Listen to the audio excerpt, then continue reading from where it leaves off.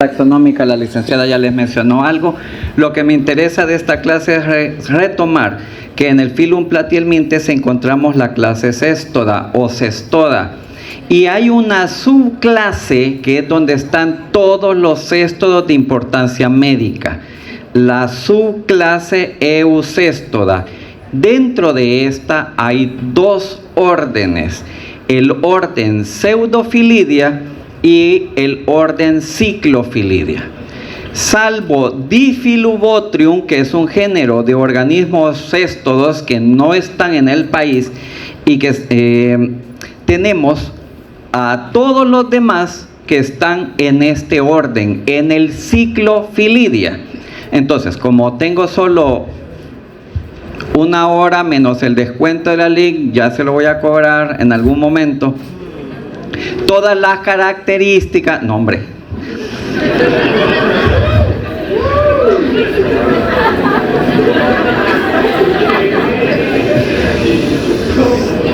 todas las características que voy a mencionar este día pertenecen al orden Cyclophilidia.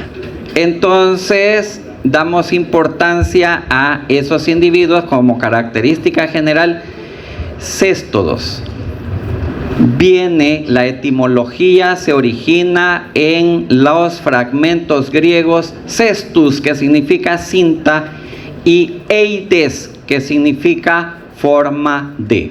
Céstodo tiene o significa forma de cinta, y cuando vemos a este individuo alargado con forma de, hay que ser bueno, no ubiquémonos. Hay muchas palabras en el español que, dependiendo del lugar geográfico en el que estemos, significa cualquier cosa. Por ejemplo, en El Salvador, chucha es algo, es la esposa del chucho, ¿sí o no? No vayan a Panamá y digan esa palabra en voz alta. Adivinen. Es chucho y chucha, por supuesto, en Panamá no existe. Chucha es la vulva. Pero si le agregan chucha madre, es la ofensa más, pero en panameño es la peor ofensa que hay. Recuerdo que yo llegué contándole, después de una Semana Santa tuve que regresar, y entonces estaban unas compañeras comentando yo que precisamente el Viernes Santo tuve que sacrificar a mi perrita porque estaba con cáncer y ya no había para dónde, estaba sufriendo demasiado, entonces me dolió más a mí, pero en fin. Entonces les decía, contándoles a estas compañeras panameñas, que se me había muerto mi chucha.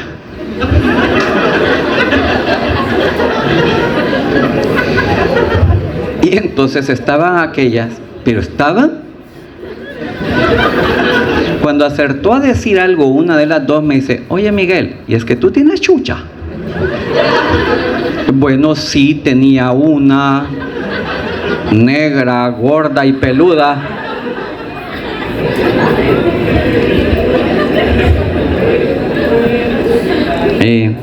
En fin. Decía esto porque cinta y listón en El Salvador tienen significados diferentes. Entonces, según lo que encontramos en las referencias, cinta nos recuerda a esa cosa cilíndrica con que todos nos amarramos los zapatos, pero más bien se parece a un listón porque son largos y aplanados. Generalmente, cuando se encuentran en las muestras de heces, son de color blanco a blanco amarillento. ¿Por qué decir? Estos señores son estrictamente endoparásitos. Se han adaptado de una manera tan fenomenal al ambiente interno de sus hospederos que, han desarrollado muchos elementos, muchas incluso estructuras, para adaptarse muy bien a ese medio ambiente. Entonces,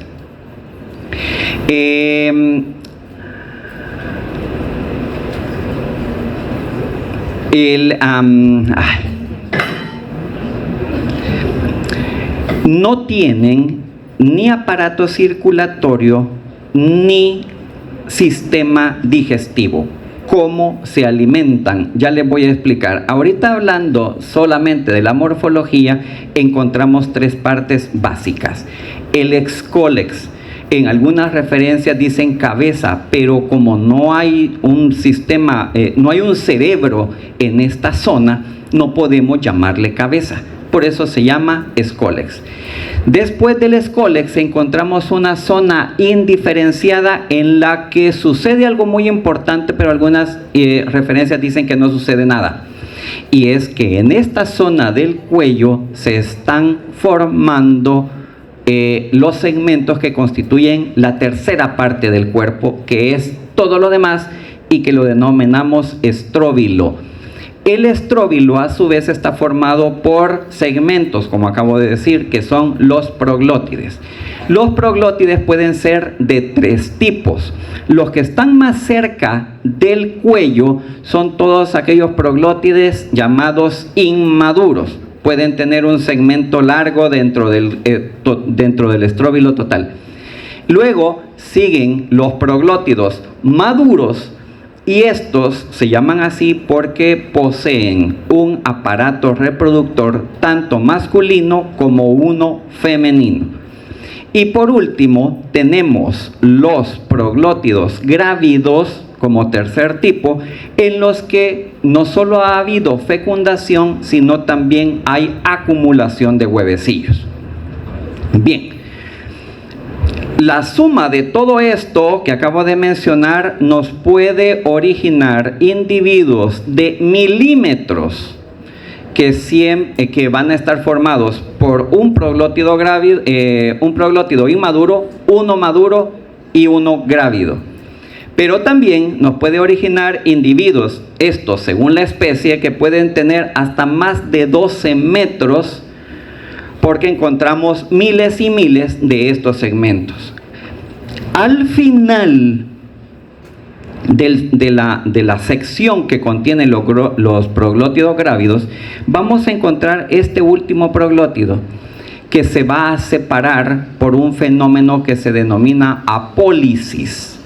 La apólisis permite que el individuo en su totalidad siga creciendo. El último se va despegando, y son los proglótidos que encuentran las mamás en la caca de los bichitos y que se lo llevan al laboratorio y le piden al doctor que le diga qué tiene. Estos segmentos son suficientes para llegar a un diagnóstico, pero eso lo verán en la transmisible 2. Bien, esto a ustedes les podría hacer pensar que este individuo, al hecho de que están formados por segmentos, podría hacerles pensar a ustedes que son organismos como los artrópodos, en los que el cuerpo está dividido en segmentos y cada segmento es funcional. Por ejemplo, en los insectos, cada segmento, cabeza, tórax, abdomen, puede tener a su vez otros segmentos en los que encontramos patas y alas. Pero en el caso, y ahí hablamos de una metamería real, pero cada segmento cumple una función dentro del individuo total. Aquí cada segmento es prácticamente independiente, y cuando se separan por el fenómeno de apólisis, al resto del individuo le pela. Podemos cortar todo el estróbilo, podemos cortar hasta el cuello y quedar solo pegado el escólex, y este va a originar a los 3 meses otro individuo similar. Digo esto para que nos fijemos en 2 detalles. La primera es que, si bien es cierto, cada uno de estos individuos de los proglótidos es independiente uno del otro, en realidad están unidos, y por eso no podemos decir que esto es una colonia, sino un individuo pseudo-metamérico. Los segmentos no cumplen una función estrictamente en todo el individuo. Podemos cortarlo, y no lo vamos a matar. La otra cosa importante es que cuando ustedes den tratamiento, tienen que asegurarse que se despega el escólex, porque si no, por esto que acabo de mencionar, nunca van a eliminar la infección, y esto es común en los bichitos. Otro detalle importante, y es que los proglótidos maduros tienen un aparato reproductor masculino y uno femenino, como acabo de decir. Esto convierte a los céstodos en hermafroditas. Pero como hay una réplica de todos de estos aparatos reproductores en cada uno de los segmentos, decimos que es un individuo hermafrodita, pero polizoico. Tiene múltiples reproducciones del aparato reproductor, valga la redundancia. ¿Cómo se alimentan? A diferencia de lo que acaba de decir la licenciada Magaña en los nemátodos, que están cubiertos por una capa externa completamente acelular y que los protege, pero que no permite el intercambio con el medio ambiente externo, en el caso de los céstodos, estos están cubiertos por una capa completamente celular y por eso no la llamamos cutícula, la llamamos tegumento. El tegumento está formado, como acabo de decir, por células. Este es un corte transversal y encontramos estas extensiones vellosas como el lumen de un intestino, en el que encontramos pues prolongaciones de la célula que aumentan la superficie de contacto y por lo tanto aumentan también los sitios a través de los cuales se puede absorber alimento. En pocas palabras, estas extensiones se llaman microtricos y las encontramos en toda la estructura del gusano. Si este señor llega a medir 12 metros y está viviendo en la timba de un bichito de 10 años, ¿qué creen ustedes que está haciendo? Prácticamente todo el almuerzo de ese bichito va a parar a los microtricos de este individuo. Y es tan grande que compite por el espacio no solo con otros parásitos, sino también con otros individuos de la misma especie. Por eso, cuando hay infección con estos céstodos tan grandes, solo existe uno, y por eso se denomina solitaria. ¿Ok? Bien. ¿Qué más hay acá? Por supuesto, los proglótidos producen huevecillos, pero quizá en esta diapositiva lo que me interesa más es decir que no hablamos de diferentes individuos, porque yo dije cada proglótido es como independiente, pero si todos fueran individuos verdaderamente independientes, no sería un solo individuo, sería una colonia. Pero no estamos hablando de una colonia porque, aunque sean independientes funcionalmente, los proglótidos están unidos entre sí y forman parte de un todo. ¿Cómo están unidos entre sí? A través de estos cordones nerviosos que corren a lo largo de todo, a los lados y a lo largo de todo el estróbilo. El ciclo biológico general. Se los voy a explicar bien sencillo. El adulto genera huevecillos. Del huevecillo va a salir la larva y la larva va a originar al adulto. 3 estadios, un solo círculo. Ahí hay un triángulo, pero es un círculo. Bien. Para entender y no confundirnos con el ciclo de vida de los céstodos, deben aprenderse que si yo ingiero un estadio, voy a desarrollar el siguiente estadio, y si ese estadio genera un cuadro clínico, pues entonces voy a padecer ese cuadro clínico. Un ejemplo, si yo ingiero el huevo, no me va a dar huevosis, sino que voy a desarrollar la larva y la enfermedad o larvosis. Por su parte, si ingiero la larva, no me va a dar larvosis, sino que voy a desarrollar el adulto. Todos todos los céstodos son endoparásitos. Tienen que vivir en un lugar donde hay bastante comida. Tienen que absorberla porque no tienen aparato digestivo. Entonces, tienen que vivir en un ambiente donde haya bastante comida. ¿Y eso dónde es? El intestino. Entonces, todos los adultos viven en el intestino.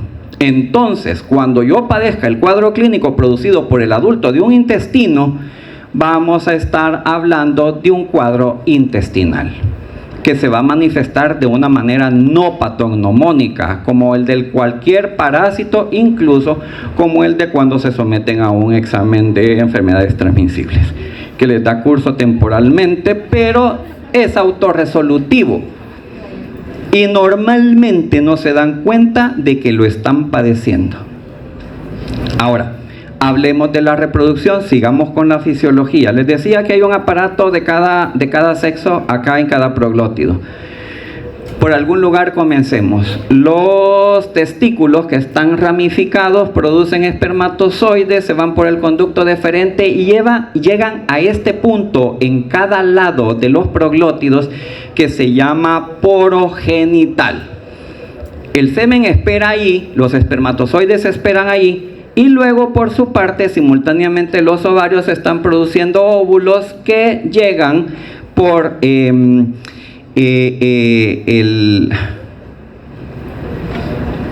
oviducto, no lo veía, llegan al poro genital y es donde se da la fecundación. La fecundación, siempre que ya eso por definición, por biología básica, ustedes saben, fusión de gametos, me va a originar un huevo, un cigoto. Bien, los cigotos van a viajar al útero, donde las glándulas vitelinas van a empezar a secretar proteínas que le van a cubrir ese cigoto o embrión y le van a dar forma de huevo.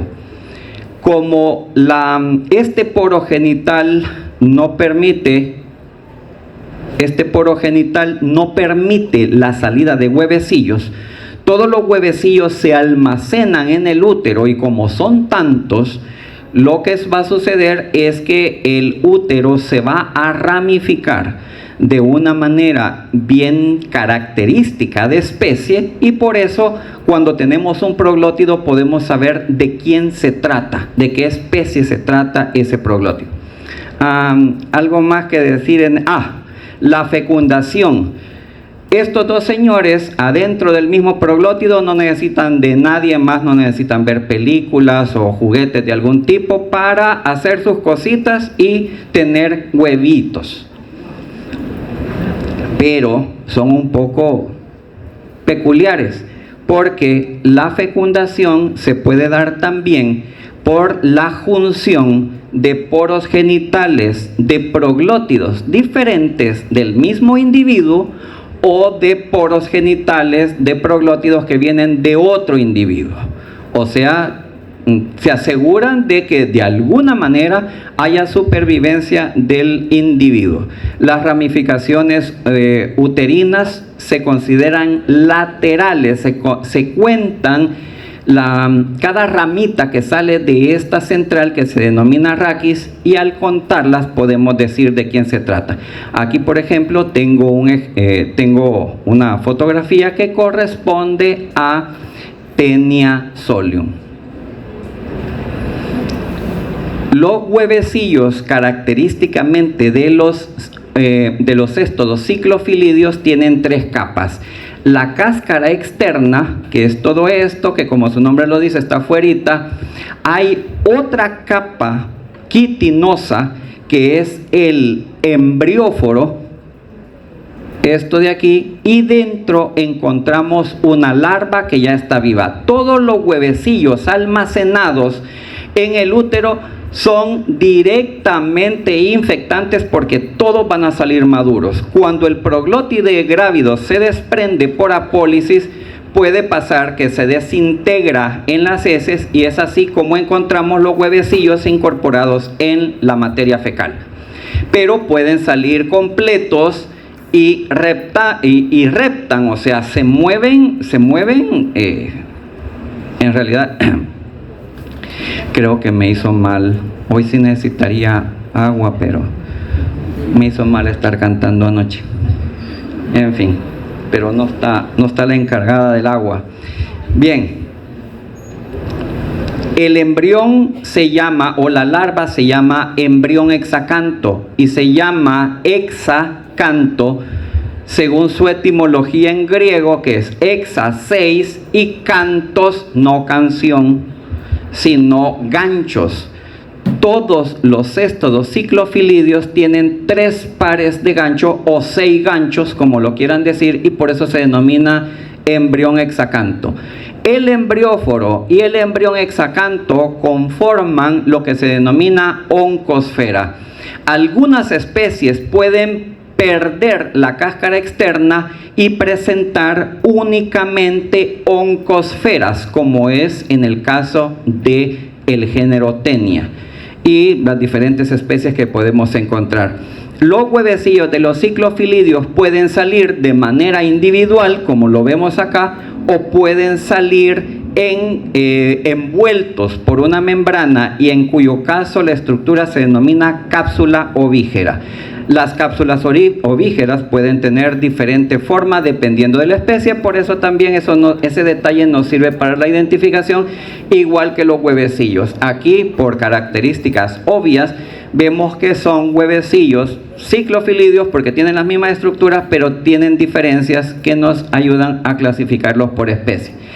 Los céstodos, a diferencia de los tremátodos, producen larvas que nos pueden producir enfermedad. Entonces, en los céstodos vamos a tener enfermedad producida por el adulto, lo cual va a producir manifestaciones, como dije, intestinales. Pero en el caso de las larvas, las manifestaciones clínicas van a depender del lugar donde están.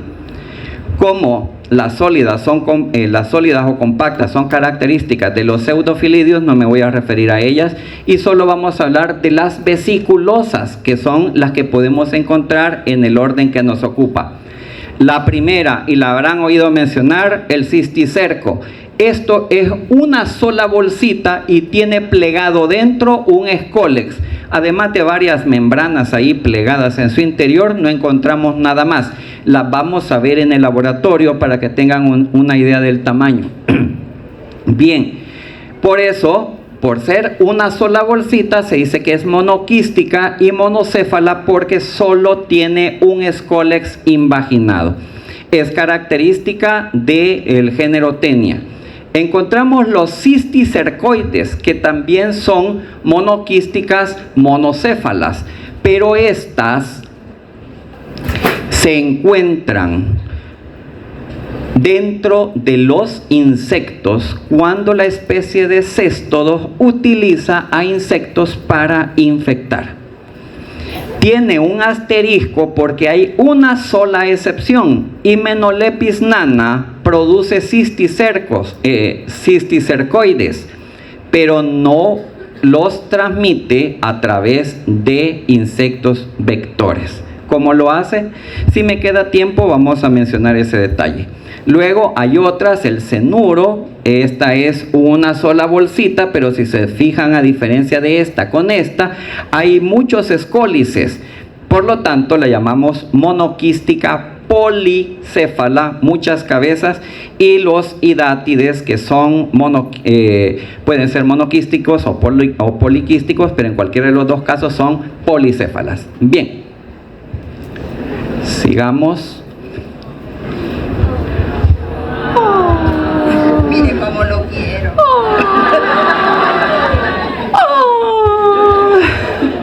No, de veras ya lo necesitaba. Gracias. Solo que quede separada ahí para que me detenga esto.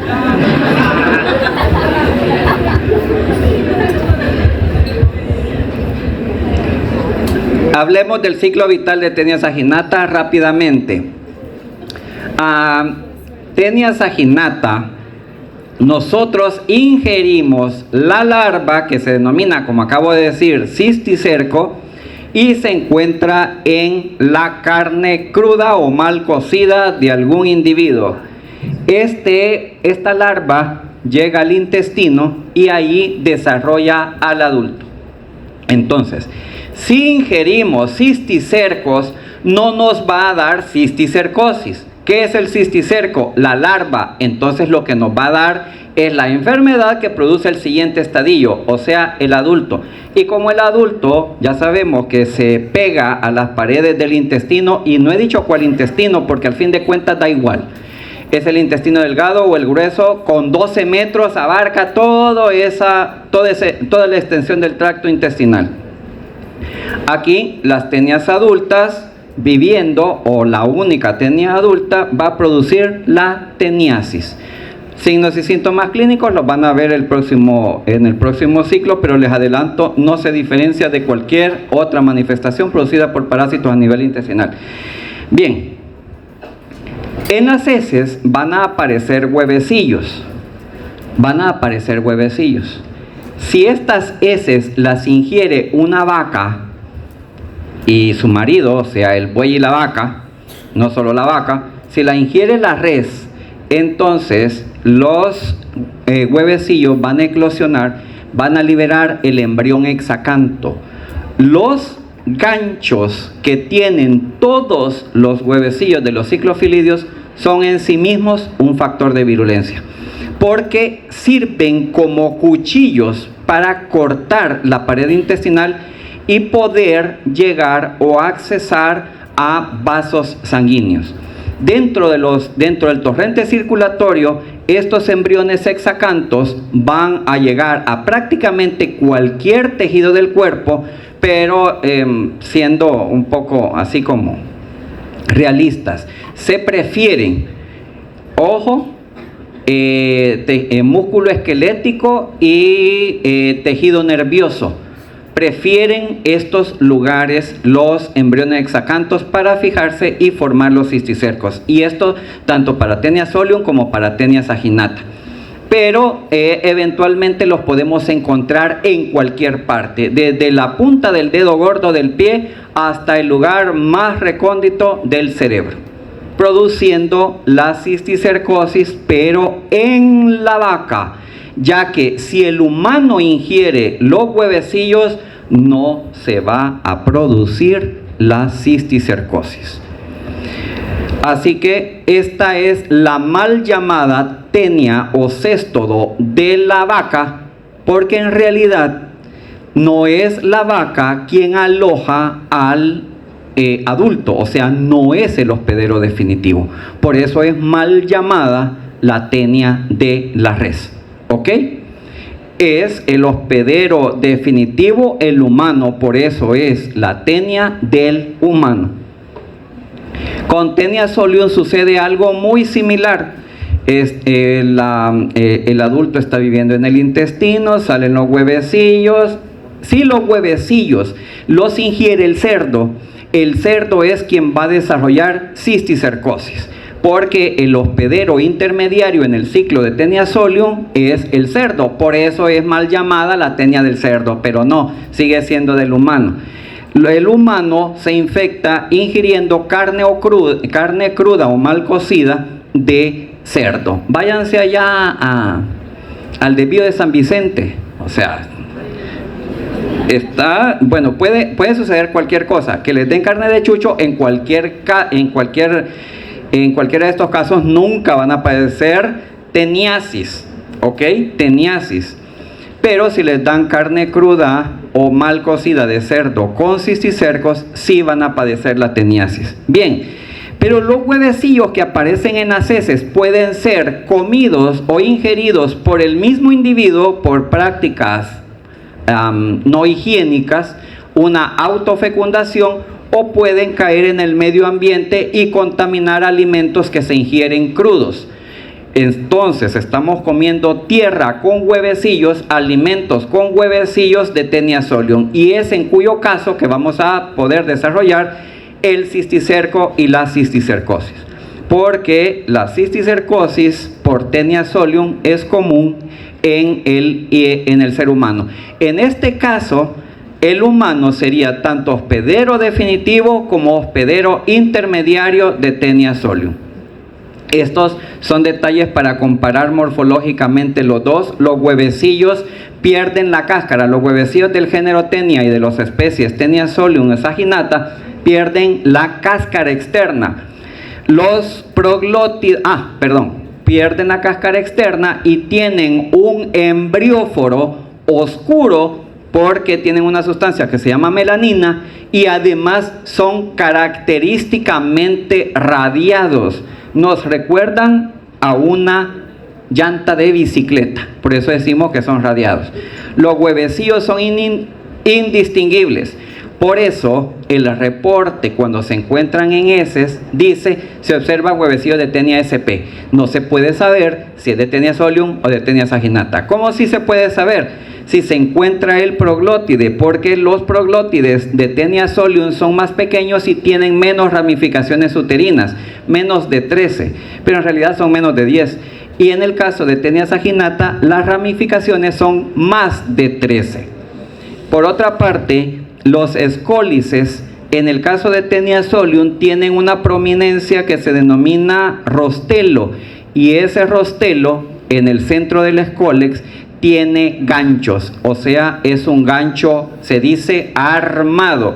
Por otra parte, en el caso de Taenia saginata, el rostelo no tiene ganchos y por eso se dice que es inerme o sin ganchos. Factores de patogenia. Primero, aquí no vamos a hablar tanto de estimulación de la respuesta inmune a nivel celular, producción de moléculas, etcétera, etcétera. Los organismos son tan grandes que obviamente no pueden ser fagocitados por una célula dendrítica por mucha hambre que ésta tenga. Entonces, ¿qué va a pasar? Cuando ustedes den mal un tratamiento, una dosis insuficiente o un fármaco que le hace daño al estróbilo pero no al escólex, lo que va a pasar es que este individuo va a aprovechar su capacidad de regeneración para formar otro individuo. 3 meses después ya van a tener otra solitaria. Ese bichito ya va a tener otra solitaria. Luego lo otro. Las manifestaciones más graves por este y por cualquier otro helminto las van a ver en niños en desarrollo, porque lo que hacen es alimentarse de lo que debería alimentar al bichito. O sea, a mí me gustan los parásitos, pero estos sí me dan cólera. Cuando chingan a los bichitos sí ya me da cólera. Porque no, o sea, ahí es donde sí de verdad pienso que se portan mal. Y esta actividad o esta función exfoliatriz, o sea, que roba nutrientes, es quizá de las peores. Y como les acabo de decir, imagínense absorbiendo alimentos a lo largo de todo el cuerpo. ¿Cuánto le roba a ese individuo? El gran tamaño que esto tiene, se imaginan dentro del intestino. Esto no lo van a encontrar en otra parte, solo en el intestino. Se imaginan eso como una bola.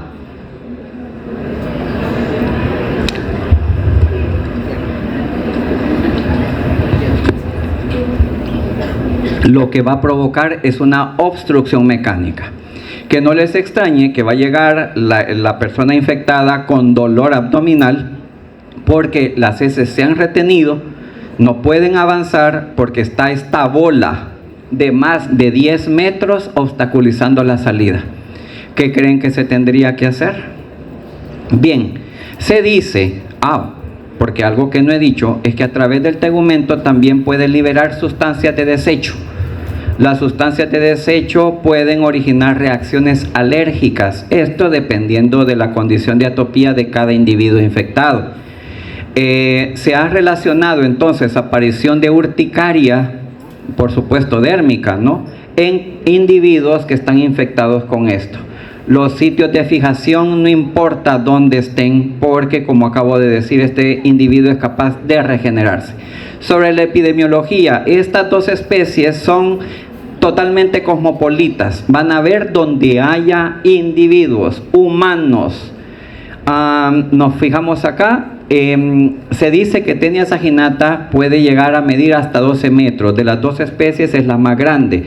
Ambas forman cisticercos, pero les acabo de explicar en qué individuos se producen y cuál especie es la que exclusivamente puede producir enfermedad por larva en el humano. Eso tienen que ya meterlo en el disco duro, porque de aquí en adelante no lo tienen que olvidar.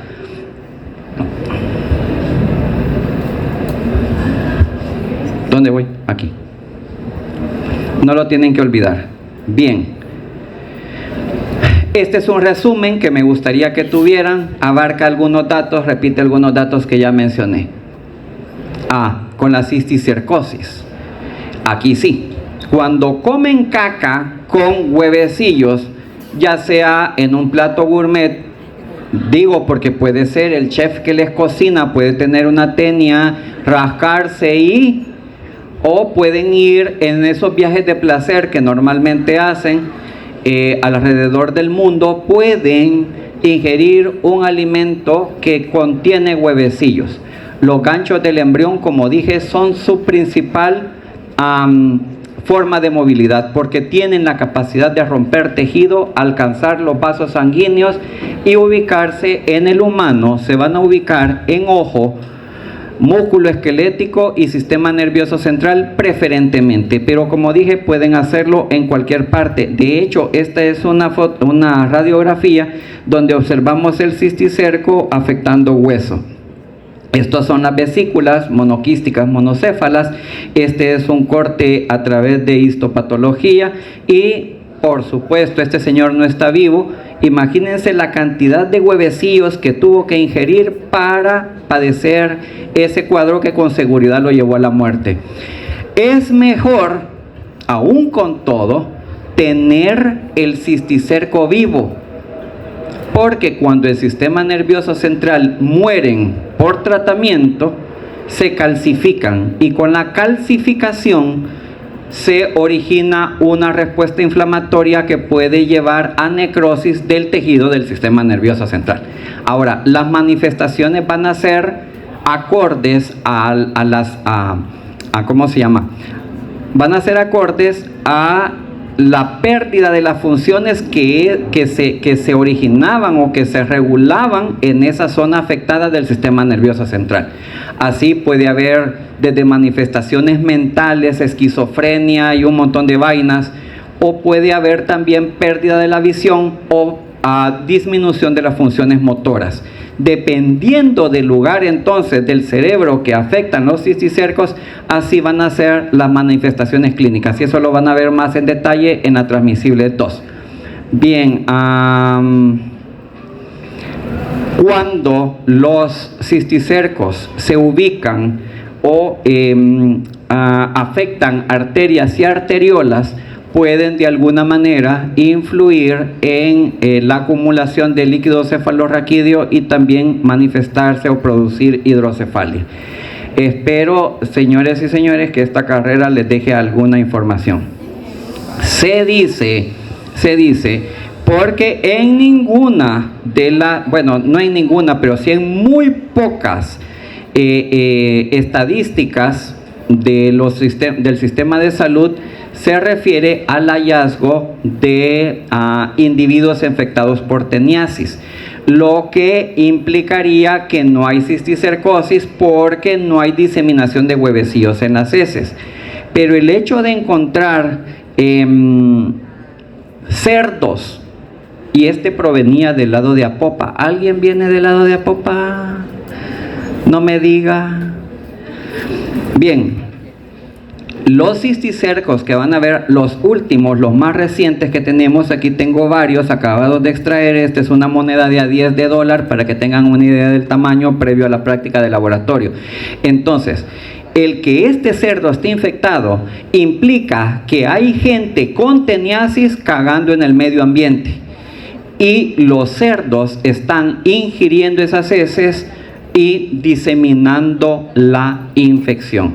Desde mi punto de vista, lo que a mí me parece es que en El Salvador hay un subregistro, hay una poca investigación acerca de la verdadera epidemiología de Taenia solium, principalmente como productora de cisticercosis. Pero esta cosa sucede, por favor, futuro médico, téngalo en la cabecita. El segundo género de importancia médica es Hymenolepis nana. En esta tenemos un ciclo un poco curioso. El individuo adulto vive en el intestino, o sea, el humano padece himenolepiasis por Hymenolepis nana. Se eliminan huevecillos de la forma que ya dije, pero este humano puede rascarse y comerse los huevecillos y por lo tanto se está autoinfectando, ¿ok? Estos huevecillos pueden caer en las heces a cualquier lugar y ser ingerido por cucarachas, gorgojos, hormigas, zompopos, una gran variedad de insectos. En los insectos se va a dar la formación de la larva cisticercoide, de tal manera que la forma de infección, cuando hablamos del cisticercoide en Hymenolepis nana, va a ser porque estamos ingiriendo insectos. Y esto es común no solo en esta infección, sino en otros céstodos menos comunes que solo le da a los bichitos hasta los 5 años. ¿Por qué? Porque coincide con la edad en que los bichitos andan reptando en el suelo, gateando pues. Tienen la maña de meterse cualquier cosa a la boca porque a esa edad es su forma de conectarse con el mundo. De tal manera que no es infrecuente que ingieran insectos contaminados con cisticercoides, no con cisticercos. Y esto es lo que constituye el ciclo indirecto de infección. Ahora tenemos... bueno, ya los mencioné. La autoinfección, que es acá. El ciclo directo, perdón, aquí por ir a la carrera, la autoinfección es cuando me rasco y me los como. El ciclo directo es que estos huevecillos caen alimentos directamente de las heces y se los come otro humano o el mismo humano. Y en el ciclo indirecto es cuando participan los insectos y la formación de los cisticercoides. En el caso de Hymenolepis diminuta, se da exclusivamente, esta es otra especie importante porque también infecta al humano, y esta especie se da exclusivamente a través del ciclo indirecto, o sea, es adquirida únicamente por la ingestión de los huevecillos. Algo que se me olvidó decir aquí, ya se me olvidó qué era. Bien. Si se me olvidó, no sale en el examen. Y Factores de patogenia similares a los que ya mencioné para el género Taenia. En todo caso, estas especies son más comunes que las que podemos encontrar de Taenia del género Taenia. De hecho, este es un mapa generado por la última encuesta en la que participé, en la que identificamos Hymenolepis nana con una prevalencia del 1.2% en estos 5 municipios de la zona sur del departamento de Cabañas, Silo Vasco, San Isidro, Huacotecti, Sensuntepeque y Dolores. Y no encontramos infección en 829 personas, no encontramos infección por Taenia especie, pero de que hay. Y este es un resumen que quisiera que conserven de la... Este es un resumen, es que Vidipilidium, ignoren a Dipilidium, quedémonos con Hymenolepis nana y diminuta. Y esto sí, es un resumen de los detalles que quiero que conozcan de cada una de las especies. Importante, porque creo que lo van a ver en el laboratorio, es que los huevecillos de estas dos especies se diferencian porque en el caso de Hymenolepis diminuta son más grandes, y en el caso de Hymenolepis nana son más pequeños hialinos y poseen una estructura que se denomina filamentos polares. En cambio, los huevecillos de esta otra señora no la tienen. Creí que iba a haber algo. No me gusta ir a la carrera, pero no nos dejaron más tiempo hoy. Y como siempre, imagínense, yo soy el último, soy el que le pone la cereza al pastel, porque me tocó dar la clase de clamidófila, que era la última de bacterias. Y con esta clase terminamos el componente del Mintos, y la próxima semana, después del examen corto en el que se van a sacar 10, comienzan las clases de virus. Bueno, feliz fin de semana.